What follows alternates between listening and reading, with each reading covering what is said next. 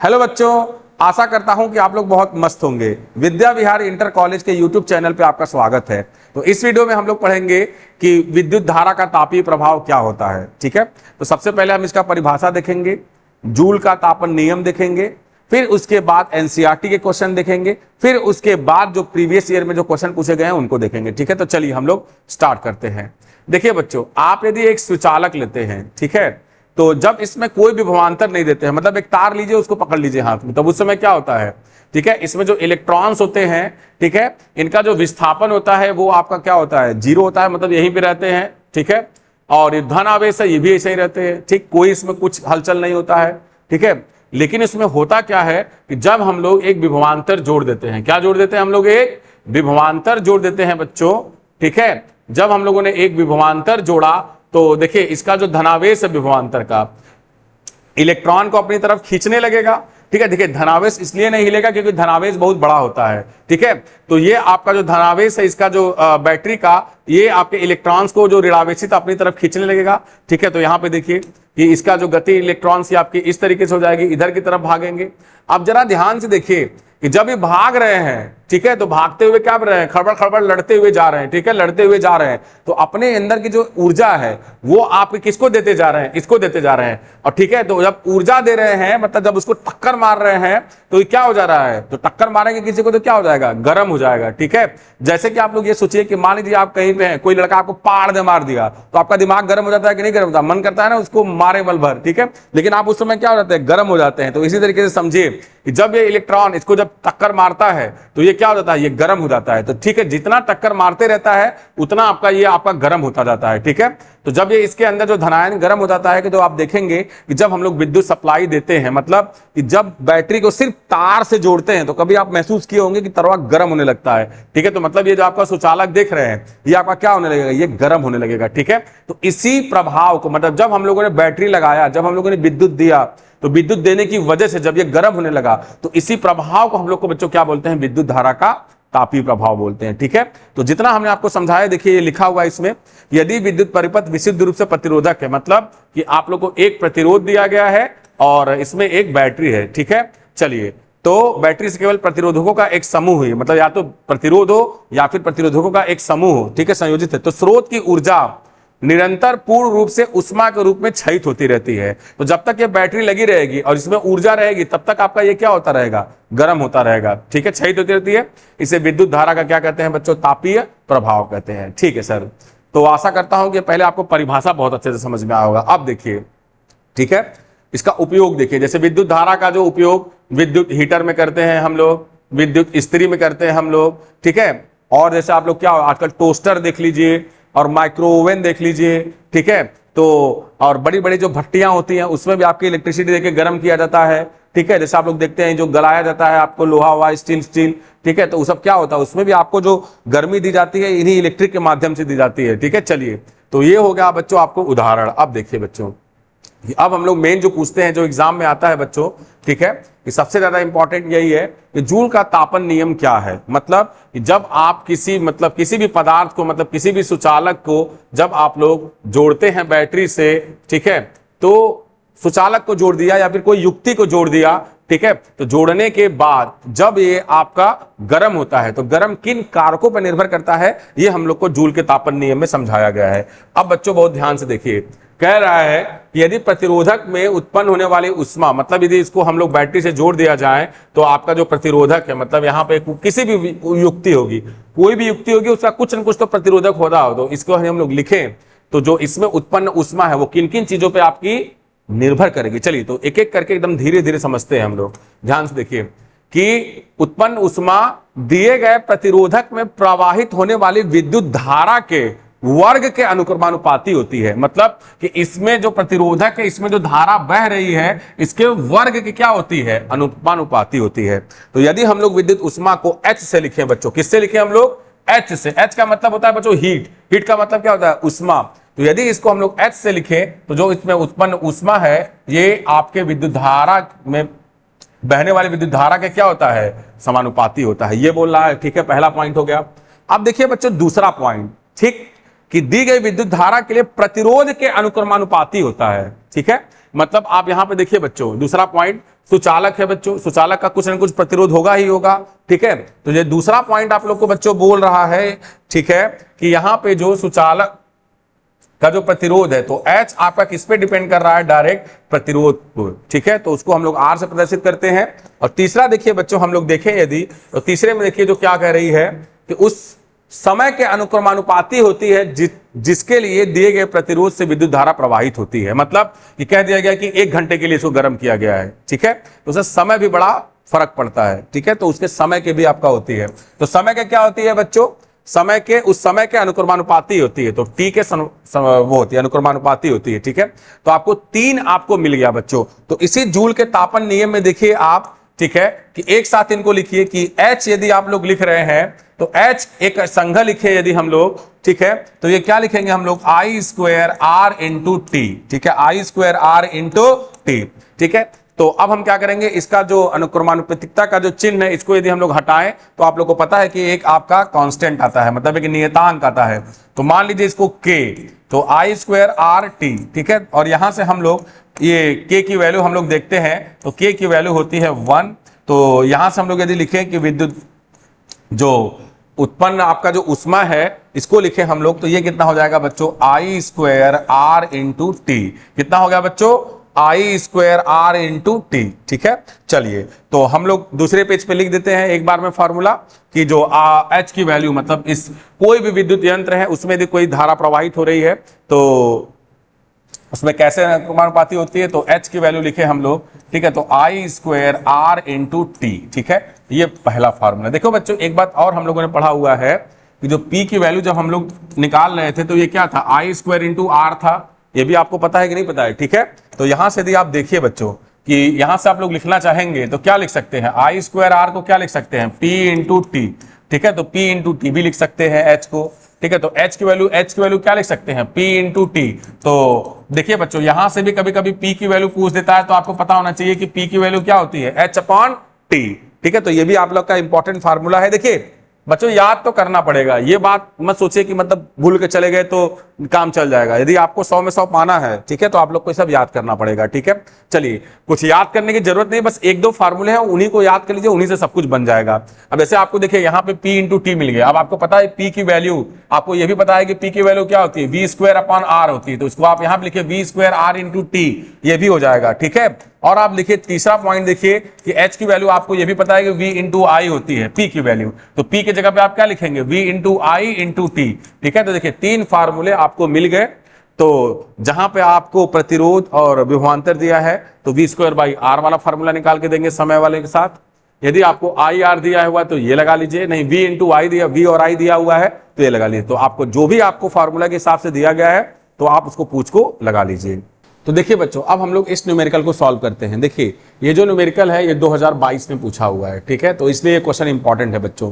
देखिए विद्युत शक्ति से क्या तात्पर्य है, पहले ये पूछा हुआ है, तो मैंने इसका परिभाषा आप लोग को बताया हुआ है, आप पिछली वीडियो में जाके एकदम डिटेल में देख सकते हैं, ठीक। देखिए 200 वाट का एक हीटर 250 वोल्ट के मेन से जुड़ा हुआ है, गणना कीजिए। तो सबसे पहले हम लोग इसको जोड़ लेते हैं। तो एक हीटर ले लेते हैं हम लोग, ये देखिए आप लोग का मान लीजिए हीटर है और ये 250 वोल्ट के मेन से जुड़ा हुआ है, ठीक है। तो 250 वोल्ट के मेन से जुड़ा हुआ है, इसको जोड़ दीजिए। तो यहाँ पे इसका ये कितना आ गया, V की वैल्यू कितनी हो गई, 250 वोल्ट के मेन से जुड़ा हुआ है, ठीक है। और इसका जो हीटर है, ठीक है, इसकी रेटिंग P की वैल्यू देखिए, वाट दिया हुआ है ना, तो 200 वाट दिया हुआ है। P की वैल्यू इसकी 200 वाट दे रखी है कि मेन से जुड़ा। तो गणना कीजिए हीटर में प्रवाहित धारा, हीटर में प्रवाहित धारा, ठीक है। तो चलिए सबसे पहला हम लोग यदि लिखें, ध्यान से देखिए, तो ये I है।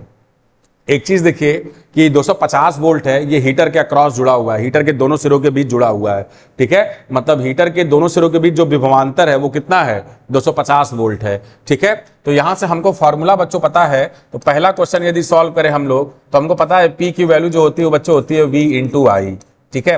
तो आपको P की वैल्यू बच्चों कितनी दे रखी है, P की वैल्यू आपको दे रखी है 200 वाट। तो यहाँ पे आप लोग रखेंगे 200 इज इक्वल टू V की वैल्यू कितनी दे रखी है, 250 इंटू आई, ठीक है। अब यहां से I की वैल्यू निकालना है तो ये 250 यहां चला जाएगा, ठीक है। तो इसको लिख दीजिए, यहाँ पे I के साथ गुणा में है तो 200 के साथ भागा में हो जाएगा। तो 250 इज इक्वल टू क्या हो जाएगा, I हो जाएगा, ठीक है। चलिए तो अब 0 से 0 काट दीजिए और देखिए 5 से कट रहा है, 5 चौका 20, अब 5 पचे 25, तो आई की वैल्यू कितनी आ गई बच्चों, आई की वैल्यू आ गई 4/5, ठीक है, एम्पियर। तो 4/5 में भी देखेंगे तो भाग देंगे तो ये कितना आ जाएगा, 0.8 एम्पियर। तो बच्चों 0.8 एम्पियर जो है ये हमारा क्या हो गया बच्चों, ये हमारा हो गया आंसर, ठीक है। तो 0.8 एम्पियर हमारा क्या हो गया बच्चों, आंसर हो गया, ठीक है। चलिए, तो ये पहले का आंसर हो गया कि हीटर में प्रवाहित धारा कितना है बच्चों, तो 0.8 एम्पियर हो गया। अब दूसरी चीज देखिए कि हीटर के तार का प्रतिरोध, तो बच्चों हीटर के तार का प्रतिरोध यदि हम लोग देखें तो आई हम लोग को पता है, वी भी हम लोग को पता है, तो V अपॉन आई कर दें तो हम लोग को निकल जाएगा, ठीक है। तो दूसरा यदि हम लोग देखें तो दूसरा हम लोग देख रहे हैं कि R की जो वैल्यू है बच्चों, ये है हम लोग के पास V अपॉन आई हो गई। तो देखिए V की वैल्यू कितनी आई है, V की वैल्यू हम लोग के पास कितनी है, V की वैल्यू है 250, कितनी है V की वैल्यू 250, और I की वैल्यू कितनी है 0.8, ठीक है। चलिए, तो इसको यदि हम लोग गुणा करके लिखें, देखिए 10 का नीचे गुणा कर दें और 10 का ऊपर गुणा कर दें तो ये कितना हो जाएगा 2500, अब भागा कितना हो जाएगा 8, तो 2500 में आप 8 से भाग दे दीजिए, मतलब काट लेते हैं पहले। तो देखिए 4 से 2 बार में कट जाएगा, ठीक है, और 4 से कितने बार में, 4 और 8 कितना, 4 संग 24, तो 4 संग 24, 1 0, ठीक है, 1 0 बचा, तो 4 दूना 8, ठीक है, फिर 2 0 बता तो 4 पचे 20, तो 625/2 आ गया,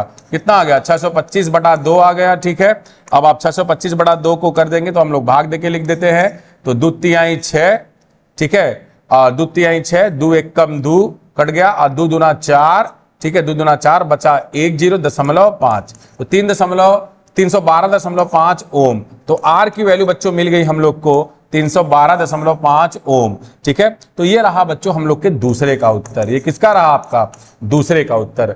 अब देखिए क्या बोल रहा है आपसे कि 10 घंटे में व्ययित ऊर्जा निकालिए, ठीक है, मतलब 10 घंटे में व्ययित ऊर्जा, मतलब कि 200 वाट का हीटर यदि 10 घंटे चल रहा है तो उस केस में आपको व्ययित ऊर्जा निकालना है। तो ऊर्जा का मैंने फॉर्मूला आप लोग को बच्चों बताया हुआ है कि W का फॉर्मूला क्या होता है, P इंटू टी, ठीक है। तो P की वैल्यू देखिए कितना दे रखा है बच्चों, P का वैल्यू दे रखा है 200 वाट, ठीक है। तो आप लिखिए 200, और आपको कितने घंटे तक चल रहा है जरा देखिए, तो 10 घंटे में व्ययित ऊर्जा, तो 10 घंटे में आप 10 घंटा लिख दीजिए, तो ये आएगा वॉट आवर आएगा बच्चों, ये बात ध्यान रखेंगे आप लोग। तो ये 2000 वॉट आवर आ गया, लेकिन आप लोग को जो आंसर देना रहता है वो आपको देना रहता है किलो वाट आवर में। तो आप लोग इसको बदलेंगे तो 2000 में भाग देंगे 1000 का, ठीक है, तो किस में बदल जाएगा, ये किलो वाट आवर में बदल गया, तो ये भाग देंगे तो 2 बार में चला गया, ठीक है। तो W मतलब जो ऊर्जा का खपत है वो है 2 किलोवाट आवर, मतलब हम लोग क्या लिख सकते हैं 2 यूनिट, ठीक है। तो जो हमारा विद्युत ऊर्जा का जो खपत आ रहा है बच्चों वो आ रहा है 2 यूनिट। तो आशा करता हूं कि ये क्वेश्चन भी आपको बहुत अच्छे से समझ में आया होगा। तो नेक्स्ट देखिए बच्चों, ये क्वेश्चन जो है वो 2024 में पूछा हुआ है, ठीक है। बोल रहा है विशिष्ट प्रतिरोध का मात्रक क्या होता है, ठीक। तो विशिष्ट प्रतिरोध का मात्रक क्या होता है बच्चों, ये मैंने करवाया हुआ है, चलो इसको तो मैं अभी बता भी देता हूं। फिर बोला एक 25 ओम का प्रतिरोधक, तो एक आप प्रतिरोधक ले लीजिए बच्चों, कितने का 25 ओम का प्रतिरोधक लीजिए, 12 वोल्ट की बैटरी से जुड़ा हुआ है। कितने वोल्ट की बैटरी से जुड़ा हुआ है बच्चों, 12 वोल्ट की बैटरी से आपका क्या है बच्चों जुड़ा हुआ है। तो इसका विभवांतर कितना दिया है 12 वोल्ट, ठीक है, और इसका प्रतिरोधक कितना दिया हुआ है 25 ओम, ठीक है। चलिए, तो बोल रहा है कि प्रति मिनट जूल में उत्पन्न उष्मा की मात्रा की गणना कीजिए। देखिए आपको उष्मा ऊर्जा पूछ रहा है, आपको उष्मा ऊर्जा पूछ रहा है, तो आपको क्या चाहिए, आपको पता है कि उष्मा ऊर्जा का जो फॉर्मूला होता है वो क्या होता है, P इंटू टी होता है, क्या होता है P इंटू टी होता है, ठीक है। चलिए, तो आपको यहां से अभी P का वैल्यू पता नहीं है, T आपको दे रखा है कितना 12 मिनट दे रखा है, T कितना दे रखा है प्रति मिनट दे रखा है, ठीक है। तो प्रति मिनट देख रहा है मतलब T की वैल्यू कितना होगा 1 मिनट। तो यहां पे मैं दे रखा हूं कि T की वैल्यू कितनी दे रखी है बच्चों, T की वैल्यू आप लोग को दे रखी है 1 मिनट, ठीक है। तो T की वैल्यू आप लोग को 1 मिनट दे रखी है, ठीक है बच्चा। अब P की वैल्यू आप लोग को नहीं दे रखी है, तो P की वैल्यू आप निकालिए। देखिए ये जो विभवांतर है ये डायरेक्टली आपका प्रतिरोध के दोनों सिरों के बीच जुड़ा हुआ है, देखिए, ठीक है। मतलब प्रतिरोधक के दोनों सिरों के बीच जो विभवांतर कितना है 12 वोल्ट है, तो इसमें शक्ति कितनी होगी, तो आप लोग को फॉर्मूला पता है कि P की वैल्यू क्या होती है V²/R। तो आप क्या करेंगे 12 गुणे 12, अब बटा क्या करेंगे 25 करेंगे, ठीक है।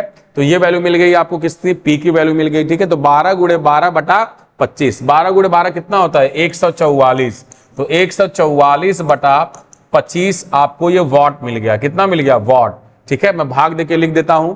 तो 144 में यदि 25 का भाग दीजिए, 144 में 25 का भाग देंगे तो कितना बार में जाएगा, 25 पचे 125, ठीक है, कितना बचा, 14 में से 5 गया 9 और 3 में से 2 गया 1, 9 बच गया, फिर दशमलव लगाइए, फिर 0 लगाइए, फिर 25 सते 175, 7 पचे कितना हो जाएगा 35, 3 लगा 7 दूना 14, 3 17, ठीक है। चलिए, तो 10 में से 5 गया 5, फिर 8 में से 7 गया 1, 15 बच गया, फिर 0 बढ़ाइए तो 25 छक्का, तो 5.76 कितना आ गया, 5.76, ठीक है।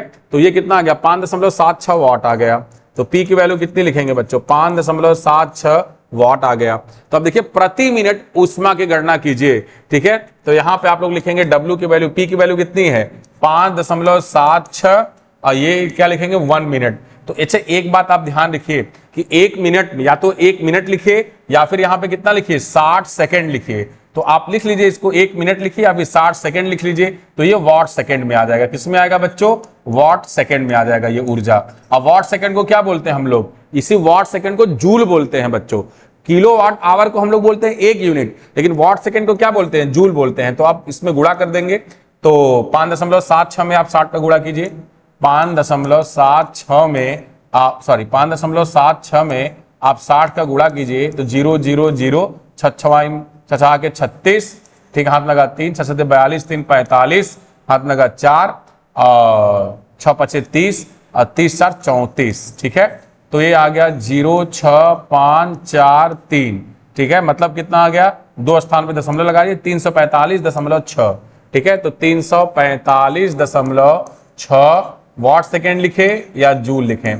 तो इतना आपका बच्चों, इतना आपका जो ऊर्जा है वो आपका कंज्यूम हो रहा है, उतना ऊर्जा आपका क्या हो रहा है, उपभुक्त हो रहा है, ठीक है। तो आशा करता हूं कि सारे के सारे न्यूमेरिकल आपको बहुत अच्छे तरीके से समझ में आए होंगे। धन्यवाद।